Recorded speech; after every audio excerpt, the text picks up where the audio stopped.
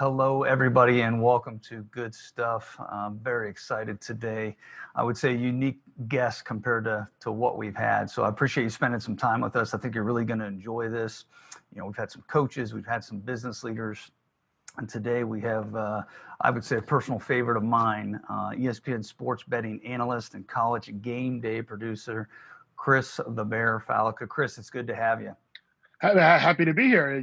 Looking forward to getting into a variety of stuff here. It's good to actually see and talk to someone outside of my own household for one of the limited times here in the past couple of months.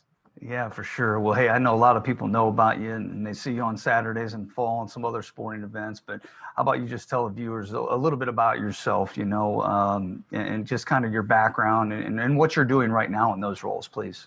Yeah, I think right now it's been an interesting spring for me, as it has been for everybody out there. Typically, once College GameDay and the college football season ends, I have a little bit of a break in the month of February. But then once March rolls around, I have usually we'll have like SEC tournament right into the first weekend of the tournament, where we had some daily wager stuff planned in Vegas this year. I go right to the Final Four, then I go right to the Masters, then I have the NFL draft. Then I had a PGA Championship, so I would have had all that on tap from the beginning of March through this past weekend, and with everything that's been going on in the world, obviously none of that happened. But that's my usual spring, and hopefully once the fall gets rolling around here again, hopefully we'll have a better situation than we have now. We'll be ready to get into the college football season, which is near and dear to my heart, near and dear to your heart as well. But yeah, I grew up probably a lot like many other kids, just a huge sports fan. Grew up on Long Island, just absorbed any Yankees, Jets, Islanders game, college football that I could, and just became a fan of everything. I became immersed in statistics and the numbers behind things. I'd be the kid keeping score of a Yankees Angels game in 1980 in the middle of August, just because I'd love to keep my little score master book. So I always kind of knew that I needed or wanted to have a career, a job in sports. Everyone obviously wanted to have, you have dreams of being the next Marv Albert, being a New Yorker. But I always knew that in some capacity, I was going to have a career in sports. Yeah, that's exciting. I love that. What about now? You then went to. I don't want to bring up the fact that I'm an Irish fan, and the Catholics Convicts game. We beat the That's Hurricanes. Okay. I'm glad you did, because that's actually a funny aside. Because my wife's entire family it went to Notre Dame. Her grandfather actually, sir, was on the board there when Aaron was head coach. So my in-laws have Notre Dame ties up and down, and believe it or not, her dad and her mom have welcomed me into the family as is. But it's interesting. It's funny because in 2012, when they went and played the Alabama for the national championship, and I'm sorry to bring that up, but our Christmas present to her dad was a couple tickets for the game. Come on down, wow! Spend the weekend, and he brought a college friend to come down, and after the game he was like, "Gee, great gift, thanks a lot." Yeah, right. Yeah. But it was it's fun to see him, and it's fun to. I just love the fact that I am part of a family that has a steep college tradition as well, and loves college football and has similar interests that I do, because it just gives us so much more of a bond and so many more great ththings to talk about. Well, yeah, that for whatever reason, you know how you remember some things, but I just remember that Miami game and that Florida State game with Charlie Ward when I was growing up. So Yep. I can remember where I was and what happened. But so can I. Yeah, I'm sure. What's your thoughts for the football season? What do you think is going to happen? The funny thing is, with the I forget how we got talking about the '93 national title lately. Maybe it's because one of the Miami Florida State games were on, but I can remember someone was asking like where I was, and I can remember watching that Florida State Notre Dame game in the press box of the Orange Bowl, because we had a home game against Rutgers that day. So I remember that afternoon being in the press box at the Orange Bowl, watching the end of that game. And I'm not just saying this to kiss up to the host here, but I know Notre Dame definitely got robbed of the national title that year. Imagine that nowadays, because it seems like head to head now is like the ultimate end all tiebreaker discussion. Like, why wouldn't it have been that there in '93? But I don't know, that's another discussion for another time. But For getting sure. back to this season, I think we're going to see. I am pretty confident that we are going to see college football in some fashion this calendar year. Now, I don't know if that means we'll see conference games only. I don't know if that means maybe we'll see Power Five games only. I don't know if that means there'll be fans in the stands or not, at partial capacity, or maybe we will or will not see FCS or Division II or III. But I do think I feel pretty good that we're going to have college football at some point this fall, whether that's in October, maybe we'll wait a couple of weeks. I don't know, but I think that from what I've been reading, from what I've been hearing, I think the move. I think people feel pretty good about the possibility of us getting some college football this fall, which is great. Yeah, and I know you and a lot of these listeners, you and I, we're biased to that, but I can't imagine a Oh, full Saturday can't without either. it. Yeah, it'd I be can't. I tough. can't So either. And go ahead. I'm sorry. no, I was gonna say ultimately the number one priority is the safety and the health of Hmm. all the players and the coaches and the fans, and everybody around. But if they get the go ahead and they come up with some good plans to uh, keep people safe and in accordance with local rules, I'd be really really happy to get back out there this fall with College Game Day as well.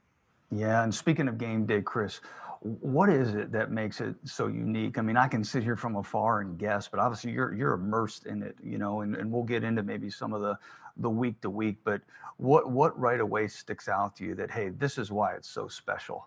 It is our family away from our family. It's our road family, and the great part about it is there are so many prominent ex players that are a part of it, and it feels like a team.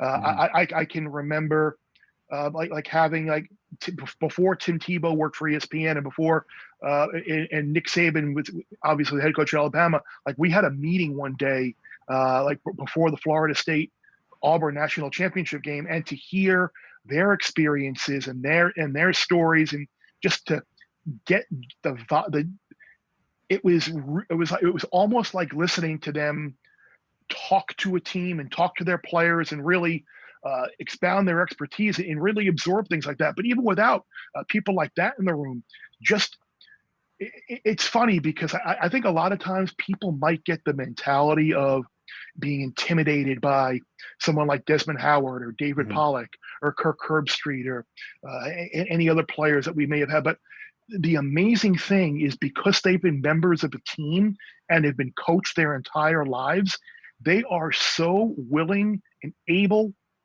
to be coached. They want feedback. They want to be part of the team. They want to be better. Their entire lives it's been about being a part of a team, being part of a winning team, being successful. And now this is their team. So if I had $1 for every time Kirk Herbstreit said, "Hey, can I run this by you?" Or David Pollock said, "Hey, what can I get better at?" I believe me, I'd be a millionaire because all those guys want to succeed, and I think it is the team mentality and the culture that has been built up within Game Day. I started on Game Day in 1996, the same year Kirk started on College Game Day, and we were the two newbies that year. So naturally, we kind of uh, converged and kind of had each other's back from the start, but Yeah. we really didn't need to because we were welcomed by Chris Fowler. We Mm. were welcomed by Lee Corso. We were welcomed by the producers and the staffs of that show. So, and now being that we experienced that, we know how to play it forward and give that welcoming culture and being able to just treat people with respect. But I think the culture is incredible. The teamwork is incredible. The ability to trust everyone. We have like a little unofficial, not an unofficial motto, but uh, while everybody on our show is not necessarily a producer, we have a slogan that for everyone in the show. It's called "Produce Your Position." Whether you're a Oh, I love it. researcher, That's whether you're a great. researcher, whether you're a production assistant, whether you're an associate producer, whether you're a director, a tape op, produce your position, take ownership. You are in that position because everyone on College Game Day is chosen to be selected to be on that show. We have the best of the best at ESPN. You're there because you're excellent at your job. You're trusted. Produce your position, and when you have 40 or 50 people producing their position to the best, you get one really, really pretty good product. Yeah, that's awesome. I love that. And I think that's going to really resonate with the people that listen to this, Chris. I mean, you've got business leaders, you've got sports coaches, other people in general. And when, being a former coach, when I hear that producer position, I really think about defining roles and just being great at your role. Is that kind of where that's going and what you mean by that? Yeah, it is. And I think another aspect of it is we have people from all different schools of thoughts, and whether you want to get into certain types of diversity, I think diverse thinking is something that's so important within our show, because everyone on our show is tasked every week to come up with a bunch of story ideas, little interesting thoughts on the schedule or the week. And it is amazing in reading through all of them, whether it's mine, whether it's an associate producer's, whether it's a production assistant, whether it's the coordinating producer of the show, combining those and just seeing the different viewpoint on whether it's an issue like paying players or the college football playoff, or is a coach should a coach be on the hot seat?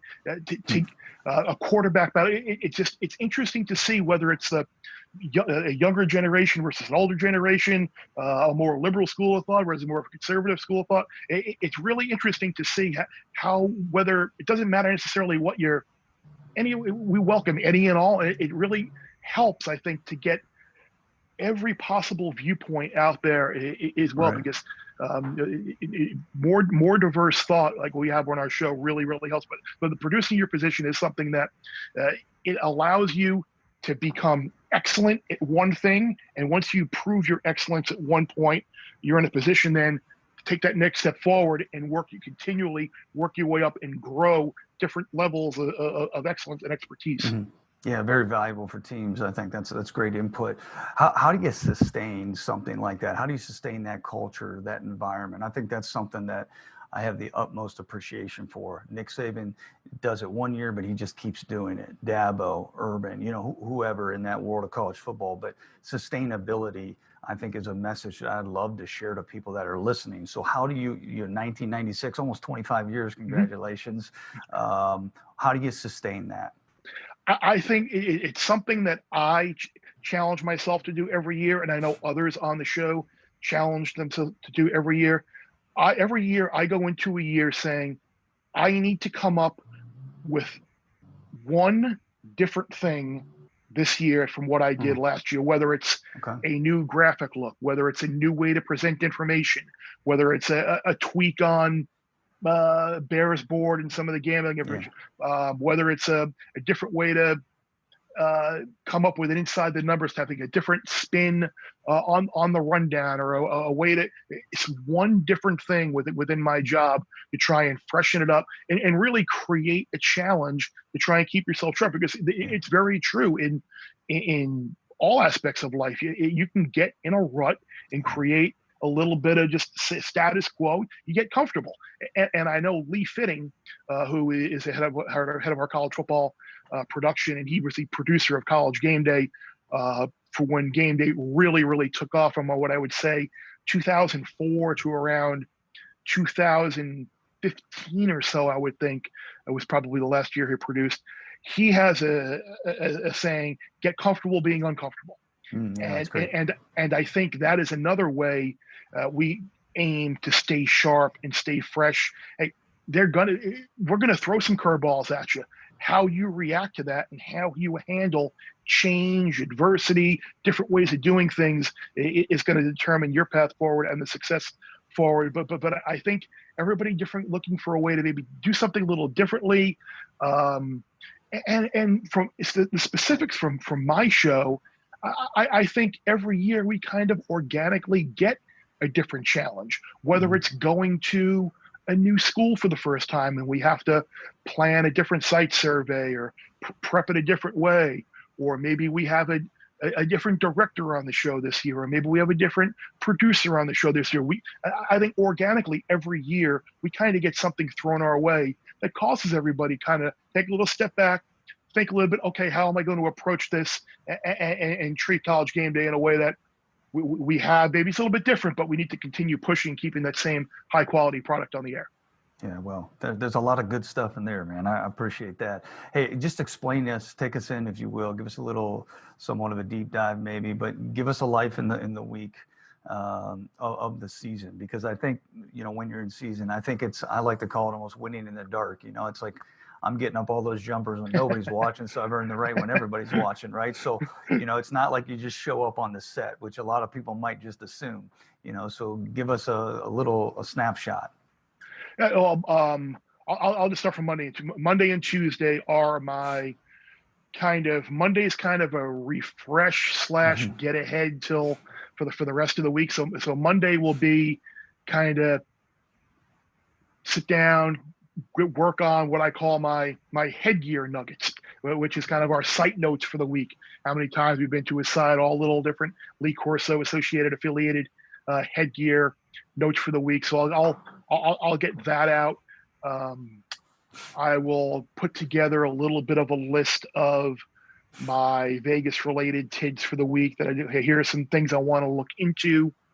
And get going on that. Then Tuesday will be my college football playoff day. Well, once late October rolls around with our selection show, those nights will be basically coming up with a list of questions, storylines, graphics, ideas for that show. We will also have on Tuesdays a rundown ideas meeting call Mhm. between myself, the producers, CP, Reese Davis, whomever else wants to hop on the call, just to kind of go over where our heads are for the week. I guess I probably should have started with Sunday to flip back a couple days. Sunday, after getting home, take a little afternoon off, but that night I produced the first of those general college football ideas slash planner slash ideas email for the week, and essentially key games, key storylines, Mhm. things we should be looking for, ideas on how to present,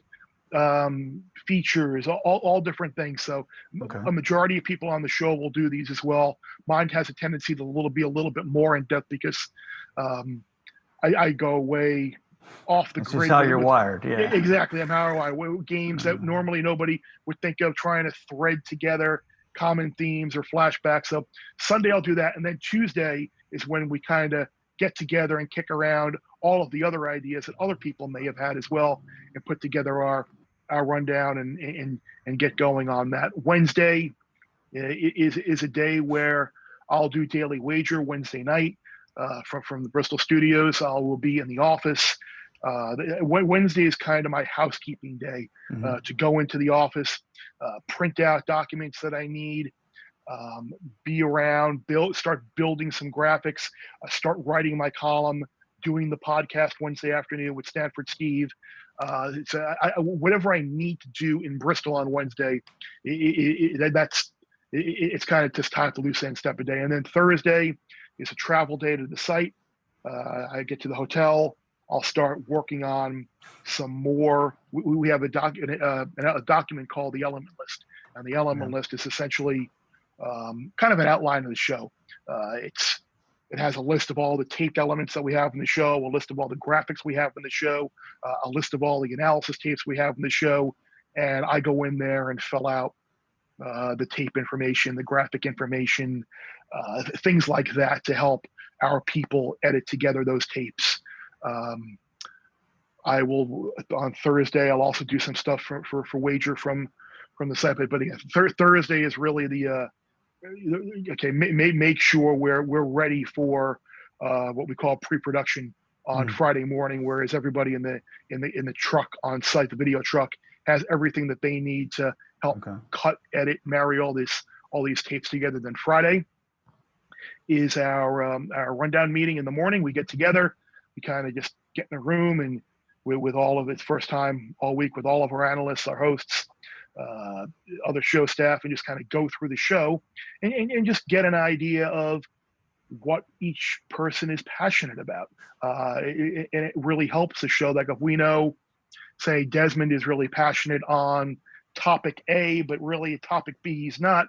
But okay, Mhm. well here, Des, you don't necessarily need to comment on this. We don't want to nearly know what they're talking about. We just want to know what do you feel strongly about, because Oh, yeah. we don't want to give like an idea to someone in there where they can really prepare. for the show on Saturday. But we want to know what's going to make the best TV. So we kind of go through that rundown meeting. We tape some SportsCenter segments in the afternoon, more Daily Wager in the afternoon. Friday mornings as well, I have my Sirius XM radio show with Greg McElroy. I do another show on VSiN on Friday. So Friday's a busy day. And then Friday night, back in the hotel, just kind of throw the game on after some dinner. We throw the game on, go back and forth with Reese. What are you missing? Do you need anything? Here's what I came up with. Remember, we talked about that at the meeting. Here's what you were looking for. So it's just a lot of really getting the show in order so everybody has an idea of what they're talking about. And Saturday is a long day where I am at the site probably at 6:15, 6:30 in the morning. I have a 7:30 SportsCenter hit. I have an 8 o'clock or 8:15 radio hit with Dari and Mel Kiper that I do. 9 o'clock College Game Day starts. And then once the show ends at noon, either A, if we're at a game that Kirk Street and Chris Fowler are calling later that night, I will stay there with them and we'll just kind of watch college football all day, jot stuff down. We'll do some social media, live stuff just to kind of what the fans' appetite of what it's like on the bus. Mm-hmm. Or B is Kirk and myself and Maria and I remember our security team will get on a plane and go to the site of the ABC primetime game that Kirk and Chris will be calling that night. So when we are not at that game, that does add a little bit of an urgent dynamic to get us out to that site with the travel, and then call the game, get back to the hotel room probably around one or so in the morning. Get up nice and early for about a 6:30 or 7 o'clock flight on Sunday and do it all over for 15, 16 weeks. And I wouldn't trade it for anything in the world. Yeah, I bet you wouldn't. And we could probably spend a whole separate podcast on just going through those restaurants. I was waiting for you to mention the eating part on front and back. Well, no. We can see Thursday is more of the casual type. We'll find like a good a local, maybe not like a sports bar, but more of a casual type eatery. Yeah. We'll throw some games on there. Friday we kind of like to sit down, relax a little bit. Maybe if we're in Columbus, we can go to Giuseppe's is a really good Italian place, or El Arroyo in Austin used to be a place that we love going to. But our Chuck's Seafood in Tuscaloosa is always Chuck's Fish actually is the correct name, is a really good place in Tuscaloosa that we're Five is another SEC staple as well. And then of course there's the one and only Smoking Pig in Pendleton, South Carolina, which is it's funny how everybody talks about, how is Dreamland the greatest barbecue on the road? I'm like, no, time out. The best barbecue is a Smoking Pig outside of Clemson. It's a great place. If anyone ever gets the opportunity to go to a Clemson game, you've got to hit up the Smoking Pig on a Friday night. Yeah, that's one of the perks of the job, I'm sure. So, yes. Yeah, a lot of research, a lot of meetings. What are you guys doing in general that if somebody's listening to this, what can they, what could they take away and implement into their team, whether that's business or sports? What do you think it is throughout that week that's crucial to your success? Is it all that research and meetings? Is there something else there that they could take that you would suggest to them? I think it's the preparation and the attention to detail that goes into the show. However, at the same time, just like life is changing and you're dealt unexpected situations, ultimately it's live television and things can change. Breaking news can happen. Like I can remember a couple of instances. Number one, a real crazy situation where we had to adjust and be flexible was when we tried to do a show from Army. I think it was 2003. There was a lightning strike in the area, and we had to cancel the show and break down immediately. So we had people in Bristol on standby to come on right away and take over College Game Day and kind of talk about the subjects that we were scheduled to talk about on College Game Day. So for all of the attention to detail and planning that we had throughout the week, expecting this great show, ultimately, we were dealt a curveball. We had to adjust, and we had a proper plan in place to do that. Or in a more kind of common environment, at least for our show, same thing. We have a plan, we have a rundown. We're going to talk about X, we're going to talk about Y, we're going to talk about Z, and then it was a great. I can remember specifically the show. It was prior to the Ohio State Michigan game, the year that Ed Orgeron and Tom Herman wound up getting hired at Texas and LSU. No, we got we're expecting maybe some news that day, but literally they came down. The hirings within probably an hour of each other, and it was completely okay. You guys haven't prepped for this at all. We're just going off the cuff here. We're just going to talk about Texas and LSU for the next 35 minutes or so.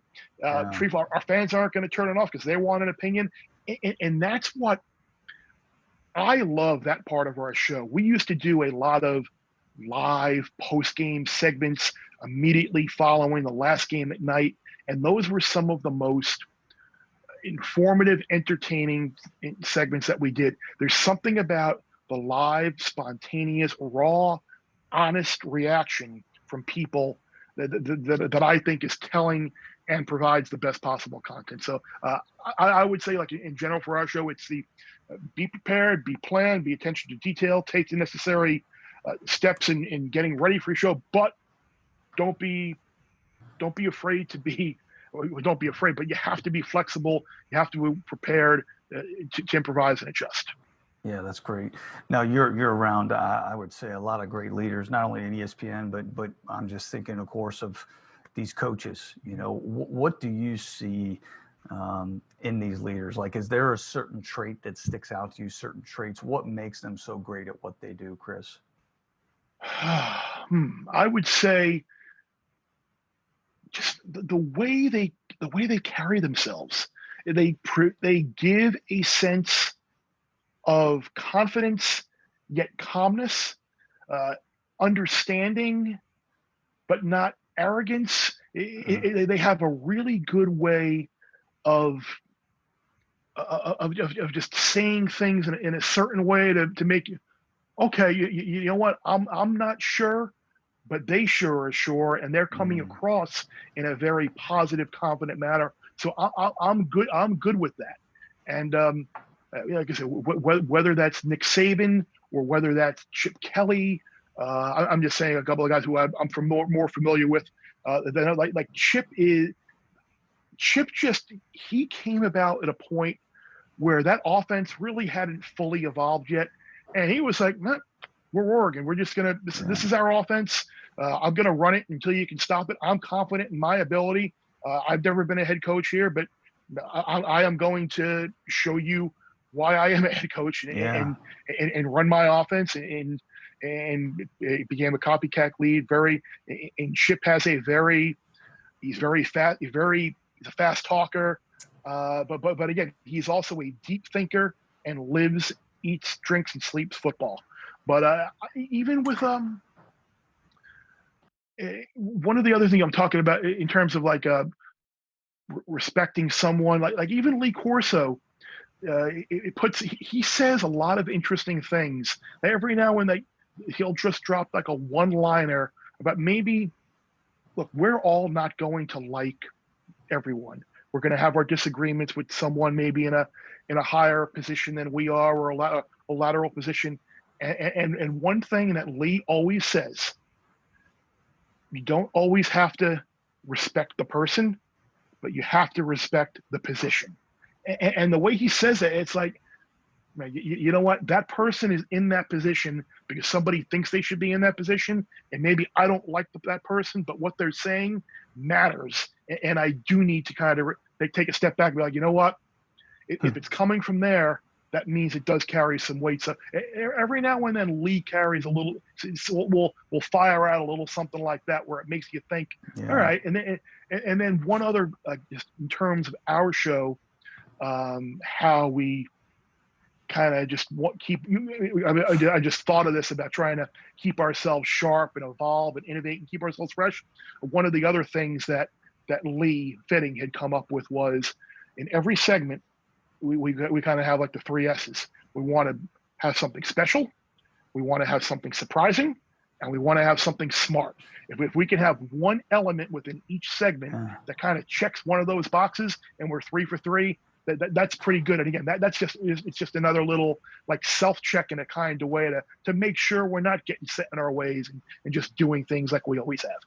Yeah, that's great. And I'm going to have to make sure my dad listens to this, Chris, because my dad would tell me what Lee said all the time. When I was a senior in college, I remember we went through a couple games where we lost as a player, and I knew everything, and my coach didn't. And that was the whole respect talk, because at the end of the day, he earned that position, and I had to, he had to earn my respect. But that rings true to me. So culture-wise, same thing. I mean, you're seeing elite, you're seeing good, and you're seeing bad. What sticks out? What's the separator? What's the difference there? I think the bad culture is probably easiest to see than the good culture, because I think it's easier to see where things are going wrong than like when things go right, you just kind of just take it for granted. Oh, it's okay. But when things go bad, it's pretty obvious and it sticks out, and that's whether it's someone who I don't know, maybe an element in our show there was an error in an edit, or you can tell on the field where maybe a new system is being implemented, and it's just kind of square peg round hole, whether it's a scheme, whether it's a quarterback change or a coordinator change. Like I think probably you most often see it in terms in the football world in terms of coordinators. I mean, how many times do you see coordinators let go of early in the season, probably unfairly, because they're really not given a chance to fully implement their system? And I think that can be a sign of a bad culture, because you don't necessarily have you were hired because you're the AD, your head coach, whoever trusted you to do this job, but then they really didn't see it through and allow you to do it. So there are always circumstances behind the scenes that maybe were caused for making the change. But I do feel bad for coaches that maybe just only get that 1 year, the 2 years, like just happened this past year, like 2 years and gone right away. But at the same time, Jeremy Foley I think is someone at Florida who was very, very good at identifying culture and success and seeing whether things were going to work correctly or not, because he was always of the mindset of don't put off doing what you're going to do down. If you're going to do it next year, and you're going to do it next year, just make the change, make the decision now, because if you're waiting another year, you're just setting yourself back even further. So I do understand both sides of the argument, whether really wanting to have someone there to fully implement their scheme, their system, their culture, or they're going to try and do this, but I don't think that's necessarily going to work even when they do. Well, and it's interesting because you can see it and you can feel it. And man, just to piggyback and not get sidetracked, I used to go down to Florida, I think in 2006 with basketball. Larry Shai was just on the show, who was Bille's assistant. And I went down there for 5-6 years in a row for kind of like a private clinic, and I stayed with Larry some. What you mentioned about Jeremy Foley, my gosh, he's tremendous. I mean, and what he created in his time down there, that's gonna continue to stick, I think. But he made another home run hire this year with Dan Mullen. It's always interesting how, and I'm curious to get your take on it as well. How often like your second choice may work out better than what your first choice was. Like Pete Carroll was like the third or fourth choice at USC when they wanted to hire Mike Riley and Mike Bellotti, and Pete Carroll. Pete Carroll's going to get the job and goes on and has an unprecedented run at SC. Whereas with Florida, it was like, okay, we want to hire Chip Kelly, and then Chip opted to go to UCLA, and well, I guess we're going to have to bring back Dan Mullen, and I know Dan, and Dan's fantastic, and I'm happy to see him and his family back down there in Gainesville doing well. Well, my take is, and I think I was like my 8th option for my wife, so that kind of worked out, hopefully. I know that feeling too. I think about it when I was recruiting, Chris, like you might not get that, that kid that you hope to get. You might have landed that second or third one. And sometimes that that proved to be the right way, or sometimes you thought, man, I have that first one and that was wrong. I think the hiring and the recruiting and all that, it's really tough. I mean, sometimes you got to get lucky, and it's really hard to dive in that amount of time to really identify if that person is a fit or not. But I think the thing about Jeremy in Florida and those hires is, those people seem to have a ton of humility, and a lot of the things that you talked about earlier with leaders. I think they're good people at the end of the day, and that shines through. So speaking of you personally, I always like to hear about growth wise, your book reader, your podcast guy. What are some things that you're doing, or maybe specifically even with your job, but even non-specifically, just as a person? Well, I think with my job right now, I'm probably just going to start catching up, not catching, but maybe getting ahead. I think is the right thing. Just some historical type documents that I know once college football season, once the Masters, once those golf majors come around, once the Kentucky Derby, the Triple Crown, once those races come about, I'm going to need to do them anyway. So I'm probably just going to get ahead on getting those getting those ready for the fall, because they're all going to hit all at once, and there's going to be no time then to do it. And then probably just maybe start looking at some anniversary type stuff. So it's 2020, so you start looking at those round number anniversaries, 10, 50, 25 years ago. What 25 years ago would be what, 1995, okay. Right? High school graduation.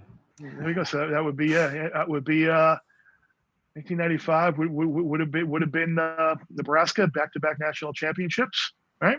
Probably so. Yep. Tom Osborne. Yeah, that was the year they beat the 62-24. They beat Florida that year. So I'm sure we'll be focusing on some of that. And yeah, would have been Eddie George Heisman Trophy in '95, right? The old Eddie George. So I'll work on some anniversary type stuff. And then personally, it's just I haven't caught up on as many Netflix and television shows as I would have liked to. You're looking at somebody right now. As of right now, we're stuck in the middle of season 3 on Breaking Bad. I never saw Breaking Bad, and my sister and my brother-in-law are like, I don't believe you've never seen Breaking Bad. So we're probably halfway through season 3 right now.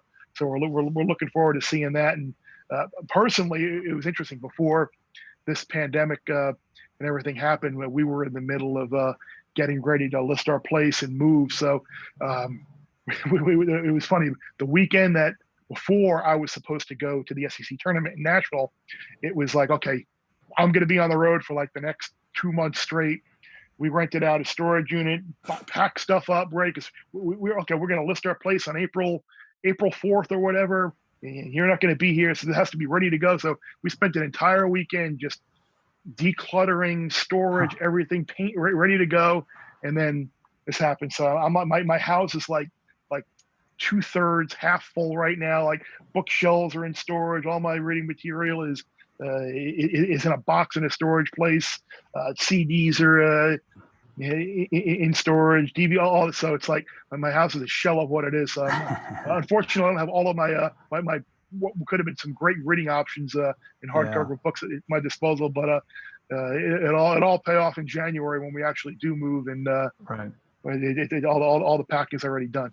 There you go. Well, more time for Breaking Bad. I have not seen that either. All my buddies are on me. Another one I'll give you on Amazon Prime that we love right now is Suits. My wife and I. That's a good one. I'd suggest that. So for what it's worth. But hey, we're gonna go. Go ahead. You know what? And oh gosh, what the heck is the name of it? I just forgot the name of it. It's on Netflix. It is the show, and you can Google it. It'll come right up. Just put in. It's the show about the Russian blood doping. Okay. It was actually something Pat McAfee told me to watch it late in the football season. He's like, you need to watch, and I can't remember the name of it, but if you just type in like Netflix Russian blood doping, it is unbelievable. And I think you having an athletic background and a curious mind, it's amazing the depths and the lengths of that the Russian government went, and then the person who ultimately the czar of it comes to the United States. It's incredible. Wow. Okay. Yeah, I'm on it. Thank you. Yeah, and I wish I could remember the name of it right now, but that we saw. The Wire, obviously, is something that I've been told to watch. Ozark, I've been told to watch as well. Yep. Some common ones. Yeah, a lot of time to do that now, more so than ever. Well, hey, kind of a rapid fire to finish, but by no means if it takes you a little longer. But 3-pointers, I'm going to toss it over to you. You shoot up some threes here. So if there is one thing that people could learn or just take away from this talk, what would you want it to be? I would say don't be afraid to take a chance. I really didn't get into that, but I was always hesitant for a while on becoming on air. I was really content in being the information guy, the stats guy, the number guy, and not really. And Lee Fitting and Kirk Herbstreit and Chris Fowler are always like trying to give me that little bit of a nudge as to, you should do it. We should come to you more often. We should get you on the air. We need to channel and bottle what your emotion in that meeting. And held off for a while in doing it. And finally, when the show expanded to 3 hours, they were like, you have no choice. We're doing it now, and we're going to figure out a way to do it. So I think not taking the chance on that, not being confident in myself right away to be successful in doing that. I don't want to say it held me back, but I kind of have a little bit of regret in not being able to do it sooner. So I would say, don't be afraid to take a chance and have confidence in yourself to be able to put a plan in place and really have it succeed. Yeah, awesome. That's great. So if you could step into my shoes, what's a question you would have asked yourself that I did not ask today? I would say what the most challenging part of your job is. Care to go into it for a second? I think it's I think it's the mental part of it.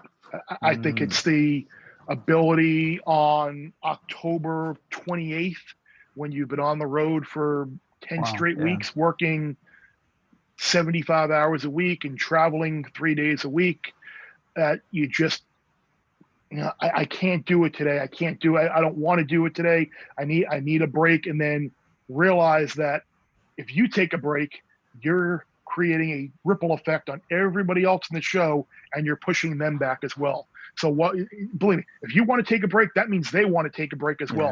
And if they're not doing it, you can't do it. So I think mentally, and then in actuality, knowing your place and role on the team, knowing that if you decide to not go all in or full out to get your job done, you're affecting the ability of others to do their job.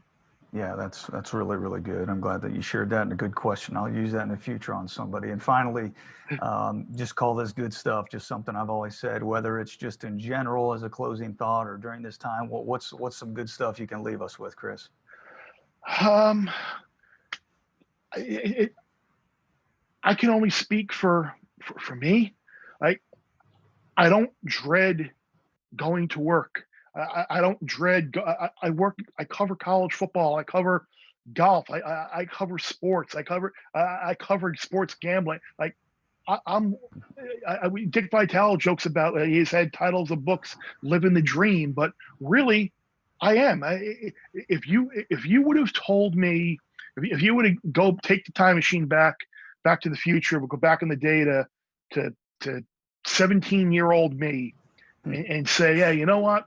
In 2018, you're going to be doing the Final Four. You're going to be sitting courtside at the Final Four, working with Dick Vitale and Sean McDonough, and you're going to get on a plane right after the game, and you're going to go to Augusta National and cover the Masters, and you're going to be hanging out with Curtis Strange and Andy North, and Jack Nicklaus is going to pop by and talk to you, and you're going to see Phil Mickelson out on the range right behind you. You're going to be hanging out with Mike Tirico and Paul Azinger and everything. It's like a pinch me type moment to be like, well, like these are all the things that you really dreamt about doing as an adolescent when you're really trying to figure out what you want to do with your life, and to actually be doing them. It sounds cliche and corny and stuff, but I mean, life really couldn't have turned out any better for me professionally than what it has. Well, I know that list of yours is probably ever growing, but if you want to add me on there to anytime you need somebody to drive you, go alongside, just some bucket list items I'm sure that you get to do. Well, hey, Chris, I mean, keep up the good work. I'm a fan. I know a lot of people are out there. I think you're very elite at what you do, and I think it says a lot about you that you would take the time to come on here and share your thoughts. I really do appreciate it. It was great connecting with you. Absolutely. I had a great time talking, and it was kind of refreshing for me as well to just kind of think about some things that do make game day successful, and some of the experiences I may have had in life as well. So if anybody can obviously take anything away from it, that's great. And your listeners and viewers certainly know where they can find me on Twitter, and certainly try and engage with as many people as I can. Yeah, that was the final thing. Can you give your Twitter handle or anywhere else that you want Yeah, them to check you out at? it's Twitter and Instagram are exactly the same at Chris Fallica, ChrisFallica, all one word, no dashes or anything else. I'm on Twitter, I'm on Instagram, and you can obviously once we get back going again, Stanford Steve and I will have some podcast material. We actually did a humorous one last week with the infatuation of Coach Doug's, and it's amazing how someone simulating a college football head coach in a video game generates the interests that he does. But it is I'm curious to get the number count on to actually how many people did download and listen to that. But the number of people that responded saying that they enjoyed the thing Steve and I did with Big Cat was pretty good. So it just kind of showed a little bit of a lighter, more humorous side, and hopefully it worked. Right. Yeah. Well, the podcast is great. Well, hey, thanks again, Chris. And Of course. for everybody out there listening, I think today was awesome. I could sit here and talk to Chris for a lot longer. I think there's a lot of good nuggets, a lot of good tidbits that you can take away from this and help. Well, we can do it again at some point soon then. Well, there you go. Do it again at some point. Yeah. Well, hey, until next time, we'll see everybody, and good stuff.